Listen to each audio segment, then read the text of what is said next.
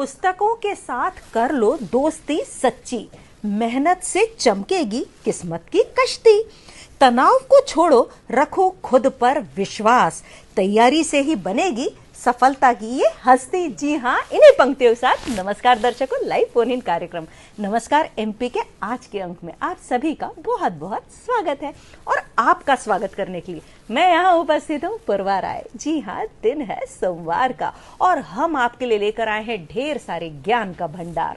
तो क्यों ना आप भी हमारे साथ हमारी इस यात्रा में साझेदार बने। तनाव और समाधान, श्री प्रशांत शर्मा जी शिक्षाविद और करियर काउंसलर हैं, हमारे साथ ये मौजूद है। सर बहुत बहुत धन्यवाद सर आपका भी। जी अगर हम बात करें परीक्षाओं की, क्योंकि आने वाली है परीक्षाएं, इन परीक्षाओं को लेकर हमारे जो बच्चे हैं वो किस कदर परेशान हैं, वो तनाव ले लेते हैं। तो तनाव के अंदर वो उन अपने आप को किस तरीके से सेटल कर सकते हैं, ये जानने का बहुत अच्छा विषय है। तो सर, तनाव और डर क्या होता है बच्चों में, इन दोनों में अंतर किस प्रकार से करेंगे? पूर्वा जी, एक बड़ा महत्वपूर्ण प्रश्न है और इस समय देखा जा रहा है कि हमारे भारत देश के सभी बच्चे, अधिकांश में अगर इसमें लगभग 100% की बात करूं तो यह है कि उनके दिमाग पर तनाव है कि उन्हें परीक्षाएं कैसे देना है, उनकी परीक्षाओं में आने वाला क्या है और वो किस तरीके से इस तनाव को निपटें। क्योंकि हमने सामान्यतः देखा गया है कि तनाव 3 प्रकार का होता है। एक कम तनाव होता है, दूसरा औसत तनाव होता है, तीसरा जो है अत्यधिक तनाव होता है। हमें इन तीनों तनाव से बच के रहना है। जो हमारी इसकी प्री स्टेज होती है तनाव की, वो होती है शुरुआत, हल्का सा जब हम स्ट्रेस लेते हैं, जिसको हम स्ट्रेस कहें तो शायद बेहतर होगा। हमें सिर्फ स्ट्रेस लेना है, हमें टेंशन नहीं लेना है, जिससे। और आपने जो डर की बात कही है कि तनाव और डर में जो मुख्य अंतर ये है कि शुरुआत जो है वो तनाव की जो शुरुआत होती है वो डर से होती है। जब हम किसी भी काम के प्रति श्योर नहीं होते हैं, तब कहीं जाके हमें डर लगता है और हम तनाव में आते हैं। बिल्कुल, बहुत ही अच्छी तरीके से समझाया और इस विषय पर लगातार चर्चा करते रहेंगे। लेकिन हमारे साथ मैं आपको रोकना चाहूंगी क्योंकि हमारे साथ हमारे कॉलर जुड़ चुके हैं, डॉक्टर निखिल श्रीवास्तव जी उत्तर प्रदेश से। जी बहुत बहुत स्वागत है आपका।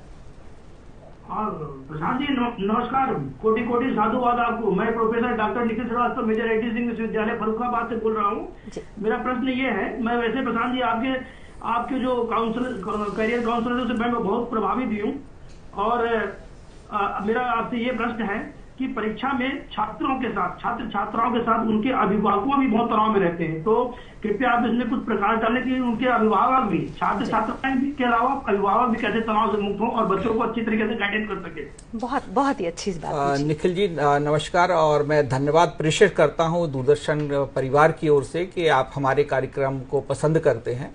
और मैं आपको बताना चाहता हूं कि इसमें एक जो हमारे बच्चे जिस क्लास में भी होते हैं, चाहे वो बोर्ड में हो चाहे नॉर्मल के हो, उनको एक विधिवत तरीके से अगर हमारे पेरेंट उनके जो चलते हैं प्रोग्राम्स चलते हैं, सिलेबस चलता है या उनके जो टेस्ट सीरीज चलती है, उस पर अगर आप विधिवत तरीके से ध्यान दें और दूसरा जो ब्लूप्रिंट रखो, अगर अपने बच्चों को ये सारी चीजें पढ़ाई करवाएं, तो आपके को बिल्कुल भी टेंशन लेने की आवश्यकता नहीं। आप बेफिक्र रहिए, आपका जो क्वेश्चंस हैं वो उसी से ही पूछा जाएगा, ब्लूप्रिंट से ही पूछा जाएगा।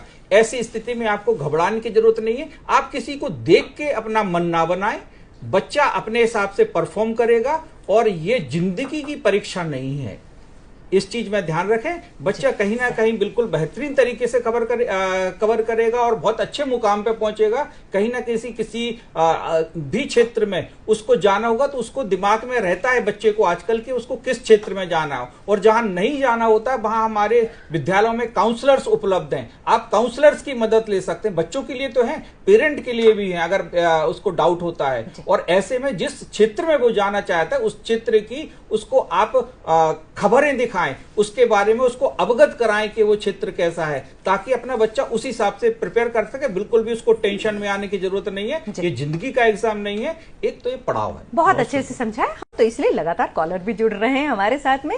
देवेंद्र दहरिया जी जुड़ चुके हैं इंदौर से। जी देवेंद्र जी नमस्कार, स्वागत है आपका कार्यक्रम में, रखिए आप अपना प्रश्न। नमस्कार मैडम जी। मेरा बच्चा 12th में है। हाँ जी। और मैं ये जानना चाहता हूँ कि एक्चुअली क्या है, आजकल बच्चे तनाव में इतना हो जाते हैं कि हम पहचान नहीं पा रहे हैं कि वो तनाव में है या नहीं है, तो उसको कैसे हम पहचाने उसको। बहुत अच्छा जी सर। दिव्यन जी, ये हर पेरेंट्स के मन में है। आपने सभी पेरेंट्स की ओर से ये सवाल रखा है। आपको मैं बताऊं कि बच्चे को पहचानने का तरीका है कि वो गुमसुम होने लगता है बच्चा, है ना, आपसे, या फेमिलियर नहीं होता है परिवार में किसी व्यक्ति से, एकांत को पसंद करता है। ऐसे में आप बहुत अच्छी तरह से समझ सकते हैं उसके चेहरे पर एक तनाव महसूस होता है। वो हम जो देख के एक्सप्रेशन से उसके समझ जाते हैं। घर के परिवार के साथ खाना ना खाना, अकेले में रहना और गुमसुम रहना, थोड़ा सा साइलेंट जोन में चले जाना, ऐसा अगर बच्चा दिखाई देता है तो आप समझिए कि वो टेंशन में है। आपको कुछ नहीं करना है, उस बच्चे के कंधे पे एक हाथ रख के दोस्त की तरह व्यवहार करना है कि फिर से मैं बता दूं, ये जिंदगी का एग्जाम नहीं है, ये आपका सिर्फ एक जो है वो पड़ाव है जिसमें व्यक्ति को अगर आगे बढ़ना होता है तो उसको सेल्फ एनालिसिस करना बहुत आवश्यक होता है। ये एनालिसिस आपके द्वारा भी हो सकता है और किसी अन्य के द्वारा भी हो सकता है। तो ये सिर्फ पड़ाव है। बच्चे को एक अच्छी तरह से उससे दोस्ताना व्यवहार रखें, उसको समझाएं कि आप टेंशन मत ले लो, आप अच्छी तरह से परफॉर्म कर जाओगे, आपको जितना आता है उतना कीजिए। बहुत अच्छा प्रशांत जी, इस विषय में मेरे भी मन में एक ये है कि ये सिर्फ और सिर्फ एक प्रमाण पत्र है उसकी एक कक्षा में पास होने के लिए। शुभम जी, मैं भी आपसे जानना चाहूंगी, दोनों से एक ये मेरा मन में है कि हम खुद अपने आप को देखें कि जब हम खुद स्कूल में थे, कॉलेज में थे, हमारे जो वो प्रशस्ति पत्र थे, प्रमाण पत्र थे, वो कहाँ है और आज हम क्या कर रहे हैं। तो आपके जीवन में वो मायने नहीं रखता है उस समय के वो उस समय कितने आपके नंबर आए, वो सिर्फ आपको एक मार्किंग दी जाती है कि एक बच्चे को कि हाँ ठीक है आपने इतनी पढ़ाई की थी। वो आपके जीवन को आगे बढ़ाने के लिए वो उतना जरूरी है, पढ़ाई करना है परीक्षा का समय। जी शर्मा जी, ये बताइए कि टेंशन परेशानी का कारण होता है, लेकिन क्या तनाव ना हो तो परफॉर्मेंस अच्छा होगा? पर तनाव लेना भी तो जरूरी है। बिल्कुल भी आपने पूर्वा जी एकदम ठीक कहा। जैसा मैंने बताया था कि तनाव को हम 3 प्रकार से विभाजित करते हैं, कम तनाव, औसत तनाव, अत्यधिक तनाव। इसमें जब तनाव स्टार्ट होता है उसके एक प्री स्टेज होती है। हाँ जी। उस तनाव के लिए वो होना स्वाभाविक है और होना चाहिए किसी बच्चों पे। इसकी शुरुआत हम कक्षा 1 से ही करते हैं, जिसमें आपको जब आप कोई भी कार्य करते हैं तो उसका एक टेस्ट लिया जाता है, जिसमें आपका एक एनालिसिस होता है कि आपने कार्य को किस तरीके से किया, और अगर उस कार्य में अगर हम बेटर परफॉर्म नहीं करते हैं तो अगले जो स्टेप है उस पे हमें अपने में सुधार कैसे करना है, जिसको हम एनालिसिस बोलते हैं करना। और ये हर जगह होना चाहिए। जब तक बच्चे में ये प्री टेंशन ना हो तब तक हमारी जो दिमाग है वो एक्टिव नहीं होता है। इसी कंडीशन में हमारा दिमाग फुल एक्टिव होता है, और जब हम हल्का सा तनाव लेते हैं, आपको बता दूं, इसको हम तनाव ना कहें, हम जब चिंता करते हैं कि मुझे जो करना है, हमारे में जुनून हम पैदा करते हैं अपने अंदर के मुझे ये कंप्लीट करना है, ये जो जुनून है वही आपको एक स्टेप को आगे बढ़ने में सहायक होता है कि मुझे कैसे आगे बढ़ना है। तो ये जुनून, हम इस शब्द को बोलेंगे कि हमारे अंदर जुनून होना चाहिए, तनाव नहीं होना चाहिए। जी बिल्कुल, जुनून होगा तभी तो मंजिल पा पाएंगे। ये बताइए कि चिड़चिड़ापन आ जाता है, नींद नहीं आ रही है, भूख नहीं लग रही है, माँ बाप परेशान हो रहे हैं, ये क्यों, कैसे और निवारण? देखिए, जब हम किसी कार्य को उचित तरीके से नहीं करते, एक जो हमारा प्रबंधित की तरीका होता है, हम उस तरीके से उसको नहीं करते हैं, तब हमें ये टेंशन क्रिएट होती है। क्योंकि जैसे आपको अगर पढ़ना है तो आपको भी मालूम है कि हमारा ब्लूप्रिंट है, ब्लूप्रिंट में किस यूनिट से कितने नंबर आने वाले हैं, हमें ये चीज का बिल्कुल ध्यान रखना है, तब कहीं जाके हम इस चीज को कंप्लीट कर सकते हैं। एक चीज और बता दूं, मैं इसमें आपको जोड़ना चाहूंगा। जैसे इस बार जो हमारे बोर्ड के एग्जाम्स हो रहे हैं, इसमें कुछ एक पेपर्स में वो उसमें आ रहे हैं, कुछ उन्होंने विभाग बांट दिए हैं, उस विभाग के अनुसार ही आपको करना है। जैसे एक एग्जाम्पल मैं आपको बता दूं कि कक्षा 10वीं में जो 3 विभाग इसमें विज्ञान में बांटे गए हैं, एक रसायन शास्त्र का, एक भौतिकी शास्त्र का, एक और दूसरा गणित उस चीज का भौतिकी जीव विज्ञान का। तो हमें इन विभागों में इस बार डायरेक्शंस आया हुआ है कि बच्चों को विभाग के अनुसार ही प्रश्न करने हैं। अगर वो पहला चैप्टर विभाग उठा रहा है तो उस विभाग को उसको पूरा कंप्लीट करना होगा। अगर उसने रसायन उठाया है तो सबसे पहले पूरे रसायन के पूरे प्रश्न उस चीज को हल करने पड़ेंगे।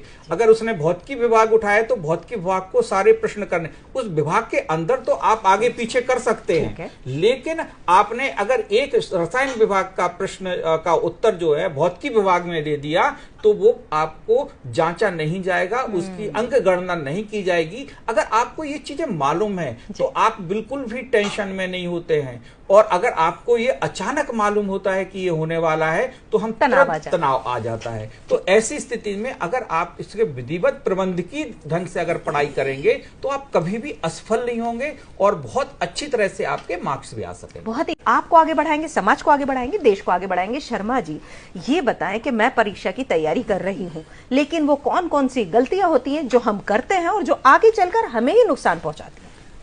सबसे बड़ी जो गलती देखी जाती है छात्र के अंदर वो ये देखी जाती है कि बहुत कम छात्र ऐसे होते हैं जो पढ़ने के साथ साथ लिख के प्रयास करते हैं।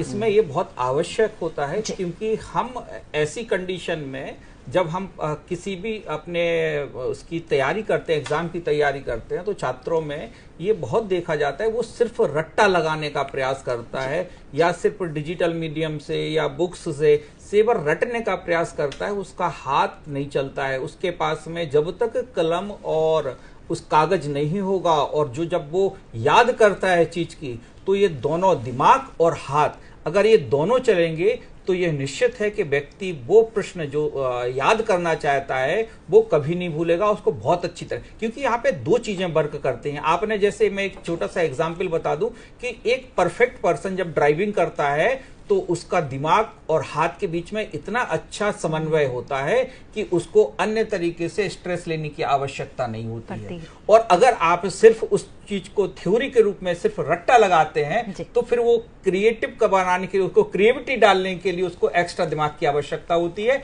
और व्यक्ति जो है वो तनाव में हो जाता है। तो ऐसी कंडीशन में कहते हैं, एक चीज और बता दूं यूथ के लिए कि जो बात व्यक्ति बोलता है कि सक्सेस कैसे होंगे, हम सफल कैसे कहलाते हैं, तो सफल होने के लिए 5 चीजें होना उस युवा में बहुत आवश्यक होती है। वह होती है, सबसे पहले होती है शिक्षा, कि उसको शिक्षा चाहे वो किसी भी क्षेत्र की हो, चाहे वो खेल की हो, चाहे पढ़ाई की हो या किसी अदर अपने एक्टिविटीज की हो, उसके किसी शौक की शिक्षा हो, उसको शिक्षित होना आवश्यक है।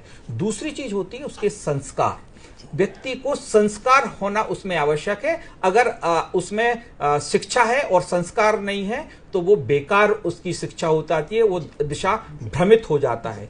तीसरा आता है संगति। हमेशा ऐसे व्यक्तियों की संगत करना चाहिए जिस से आप आगे बढ़े, क्योंकि संगति ही हमारी जो पहचान है वो संगति के द्वारा होती है। आप किस प्रकार से व्यक्तियों के साथ रहते हैं और हमारा दिमाग भी उसी तरह से कार्य करता है। और जो अगला जो चौथा जो पॉइंट आता है वह होता है एकता। आपको समाज के अंदर अपने ग्रुप के अंदर एक एकता के रूप में सबको साथ, सबका विकास लेके हमें आगे बढ़ना चाहिए, तभी हम सफल कहलाते हैं। और 5वां होता है आइडेंटिटी। हमें अपनी पहचान बनाने के लिए आपने इन सारी जो स्टेप्स से आप निकले हैं, तो पहचान बनाने के लिए आपको किस प्रकार से आपने प्रयत्न किए हैं, पहचान ही आपको सफल होने और की ओर ले जाता है। सही है। अब मेरा कंसंट्रेशन ही नहीं लग रहा, मेरा तो मन ही नहीं लग रहा, भाई मैं बैठ रहा हूँ, याद नहीं हो रहा, मन कभी इधर जा रहा है, मन कभी उधर जा रहा है, कंसंट्रेशन कैसे बनाए? देखिए, कंसंट्रेशन बनाने के लिए थोड़ा सा हमें योग की ओर जाना पड़ेगा। हाँ। इसमें हमारी जो ब्रीदिंग है, हम जो सांस लेते हैं, हमें गहरी सांस लेना। ऐसा अगर स्टूडेंट हमारे मुश्किल से अगर 10 मिनट भी गहरी सांस लेता है तो उसके शरीर में भरपूर ऑक्सीजन मिलती है और ऑक्सीजन मिलने के कारण से हमारा दिमाग एक्टिव रहता है, जिससे हमें नींद नहीं आती है और हमारा जो कंसंट्रेशन है वो रहता है। उसको अगर थोड़ा सा वो योग करे, थोड़ी सी एक्सरसाइज करे, हल्की एक्सरसाइज करे, तो आपके ये जो तीन विकार हैं बिल्कुल ये बाहर हो जाएंगे। बिल्कुल हो जाए, अपनाएं। जी हाँ, अब हम आ जाते हैं शर्मा जी के पास में। शर्मा जी, आप ये बताएं कि बच्चे मानने ही नहीं तैयार हैं। हमें तो दिन भर चाहे टीवी देखना है या दोस्तों के साथ खेलना है या कुछ और करना है, हम सोएंगे दिन में, पढ़ेंगे रात को, ये कितना ठीक? देखिए क्या होता है कि बच्चा खुद से तो नहीं सीखता है, मेरा मानना ऐसा है, वो कहीं ना कहीं परिवार से प्रभावित होता है। उसने अगर पूर्व में देखा होगा कि हमारे यहाँ पे जगने का रिवाज है, माता या पिता या अन्य भाई बहन देर रात तक जाग रहे हैं, टीवी देख रहे हैं, तो निश्चित रूप से कि उसका जो मन रहेगा, क्योंकि वो कब पढ़ना चाहेगा, उस ड्यूरेशन में तो नहीं पढ़ेगा, फिर थोड़ा सा तनाव भी होता है कि पढ़ना भी है। हाँ। तो उसको जो एकांत समय मिलता है वो उसको रात्रि का मिलता है। अच्छा। तो उसमें वो रात्रि में पढ़ना चाहता है और फिर दिन में ऑब्वियसली जब रात में पढ़ेगा तो वो दिन में सोएगा भी। हाँ। और दिन में सोएगा तो परिवार उसको सोने नहीं देगा क्योंकि अब उसको उसके आंखों में खटकता है पेरेंट्स के कि बच्चा उसका सो रहा है, पूरी दुनिया पढ़ रही है। तो जब तक बच्चे के परिवार को, माता पिता को ये अपना जो दिनचर्या है अपने में समाहित करना पड़ रहा है, जैसे हमारे चौहान सर ने भी बोला है कि जब तक आप चीज को आत्मसात नहीं करते हैं आप किसी व्यक्ति पर उसको थोप नहीं सकते हैं। वैसे आपको मैं बता दूं, पढ़ने का जो उचित समय है वो दिन में ही है। हमारे बच्चों को ब्रह्म मुहूर्त में हमेशा उठना चाहिए, आपको पढ़ना चाहिए। ब्रह्म मुहूर्त की मैं फिर से आपको एक बार बताने, ब्रह्म मुहूर्त हमारा सूर्योदय से 96 मिनट पहले स्टार्ट होता है। और आपको मैं ये भी यहाँ पे आपके माध्यम से बताना चाहता हूँ कि हर पेरेंट को चाहिए कि उसका बेटा जो है वो 9:30 से 10 के बीच में बिस्तर पर चला जाए, अर्थात सो जाए, और एक साथ परिवार को सोना होगा। ऐसा नहीं है कि आपने बच्चों को सुला दिया, खुद आप टीवी पे देख रहे हैं या मोबाइल पे वर्क कर रहे हैं, तो वो कभी भी आपको अनुसरण नहीं करेगा, उस चीज में आपके अकॉर्डिंग नहीं चलेगा। जैसा वो आपको देखेगा वैसे ही चलेगा। तो इसमें बच्चे अगर सुबह ब्रह्म मुहूर्त से स्टार्ट करते हैं तो ब्रह्म मुहूर्त में एक बहुत ज्यादा ऊर्जा होती है और उस ऊर्जा को के द्वारा एक ऑक्सीजन का भंडार होता है ब्रह्म मुहूर्त के अंदर। तो जब भी हम कोई चीज याद करते हैं हमारा मस्तिष्क उसको बहुत अच्छी तरह से डीप मेमोरी के अंदर ले जाता है। और क्योंकि उस समय पूरा संसार में जो हर चीज है, चिड़ियों की चहचहाहट, फूलों का खिलना और सारे जितने भी नवाचार होते हैं प्रकृति के अंदर, वो सिर्फ सुबह के समय ही होते हैं। आपको भी मालूम है कि जो सुबह की जो धूप होती है वो कितनी ऊर्जावान होती है। उसमें जो अगर हम किसी जो जन्म लिया बच्चा है अगर हम उसको ऊर्जा नहीं देते हैं तो उसमें कई डिफिशियंसी हो जाती है, उसको कोई बीमारियां हो जाती हैं। तो ऐसे में बच्चे अगर देर रात तक, आपको परिवार को ये बनाना पड़ेगा कि बच्चा आपका अगर देर रात तक आप नहीं चाहते हैं कि पढ़े, तो आप ये अपने में आदत डालिए कि 10 बजे आप सभी बिस्तर में चले जाएं ताकि आप 4:30 बजे उठ सकें और पढ़ सकें। अगर आपने दिनचर्या नहीं तो स्वाभाविक है तो रात में पढ़ेगा। शर्मा जी, जब हम भी छोटे थे देखते थे नानी दादी सुबह जल्दी उठ जाती थी, सुबह उठ के भगवान की पूजा करती थी, पाठ करती थी, वही फिर वो हम में आया। लेकिन आज जो है माताएं उठ के सबसे पहले मोबाइल चलाती हैं, तो फिर बच्चे भी चलाएंगे। तो आप सुधरेंगे तभी आपके बच्चे सुधरेंगे। तो जो आप करवाना चाहते हैं वो आप खुद कीजिए। डाइट मेरी खराब है, मुझे तो आज पिज्जा खाना है, मुझे आज मैगी खाना है। अब परीक्षा का समय, फिर तबीयत खराब हो जाती है, कभी डिफिशियंसीज हो जाती है, कभी उनके अंदर मिनरल्स की कमी हो जाती है, कभी पानी की कमी। डाइट हम कैसे रखें और माँ बाप को कैसे समझाएंगे आप कि भैया घर के अंदर प्रॉपर डाइट ऐसे आपको बच्चों को देना है? पूर्वा जी, हमारे शास्त्रों में भी बताया गया है कि जैसा हम अन्न खाते हैं वैसा ही हमारा मन हो जाता है। तो आपको किस प्रकार से आपका जो खान पान होता है, देखिए क्या है मार्केट के अंदर इस प्रकार से ये सारी चीजें दिन चलाने के लिए एक मार्केटिंग होती है। पूरी चीज एक तरीका होता है कि हमें कैसे माहौल बनाना है कि ये प्रोडक्ट चले। आपको भी जैसे मैं बता दूं कि पहले हमारे घरों में सिर्फ जो है, जब हम हाथ धोते थे तो साबुन का उपयोग करते थे, राख का उपयोग करते थे, मिट्टी का उपयोग करते थे। लेकिन एक माहौल क्रिएट किया गया कि नहीं, हम सिर्फ जो है वो हैंड वॉश से ही, लिक्विड हैंड वॉश से ही हम करेंगे। तो उससे ऐसा नहीं कि पहले साफ नहीं होते थे अब हो रहे हैं। ये एक माहौल क्रिएट किया जाता है कि हमें करना कैसे है। तो जो खान पान की बात आती है तो खान पान में डिफरेंट टाइप से, अच्छा इसमें क्या होता है कि टेस्टर डाले जाते हैं जो कि बच्चे की थ्रस्ट प्यास बढ़ाते हैं, उसमें उसकी लालसा उसके अंदर पैदा होती है कुछ समय बाद। जैसे आपको बता दूं कि जैसे अगर कोई व्यक्ति नशा करता है तो उसके बॉडी वो उस नशे को एडॉप्ट करती है, उसका लेवल जैसी बॉडी के अंदर से नीचे होता है उसको फिर से वो तलब लगती है। तो ऐसे ही इन चीजों में जो पाश्चात्य खाने की वो है सामान है, इसमें कुछ ऐसे टेस्टर डाले जाते हैं जिससे कि आपको कुछ समय बाद में आपको वो लालच आती है। तो इस प्रकार से खाने से बचें, और छात्रों से मेरा निवेदन है कि हल्का खाना खाएं और शाम को दिन ढलने सूर्यास्त के बाद आप खाना भोजन ग्रहण नहीं करें। अगर आप सूर्यास्त के बाद भोजन ग्रहण करते हैं तो ये मेरा आपसे बिल्कुल निश्चित है बोलना कि आप जो है वो नींद के शिकार होंगे, इस नींद को नहीं भगा सकेंगे, क्योंकि हमें बिस्तर में जाने से पहले हमारा खाना पच जाना चाहिए। अगर हमारा ये खाना नहीं पचता है तो अन्य आपको बहुत सारे विकार उत्पन्न हो जाते हैं और फिर आपका जो कंसंट्रेशन है वो डिस्टर्ब हो जाता है, हम पढ़ाई की ओर ध्यान नहीं दे पाते हैं। तो पेरेंट्स को भी चाहिए कि वो हल्का खाना घर में बनाएं, सुपाच्य खाना घर में बनाएं, लिक्विड का हम ज्यादा इस्तेमाल करें, हम थोड़ा सा मोटा खाना बनाएं, मोटे अनाज का प्रयोग करें, है ना। बच्चों को अगर आप खाएंगे तो निश्चित आपकी थाली देख के बच्चा भी खाएगा। आपने भी देखा होगा कि जब हम छोटे बच्चों को सिखाते हैं तो अड़ोस पड़ोस के बच्चों को खिलाने का प्रयास करते हैं ताकि हमारा बच्चा भी खाए। तो आपको वो सारी चीज और एक साथ बैठ के खाए। शर्मा जी, आपसे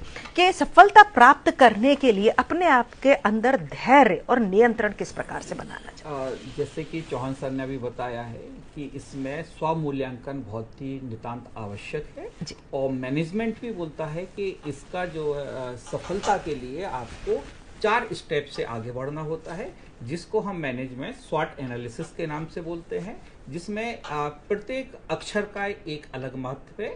एस का मतलब होता है कि हमारी स्ट्रेंथ किस प्रकार से है, हमारे अंदर शक्ति क्या है, हमारे अंदर ताकत क्या है।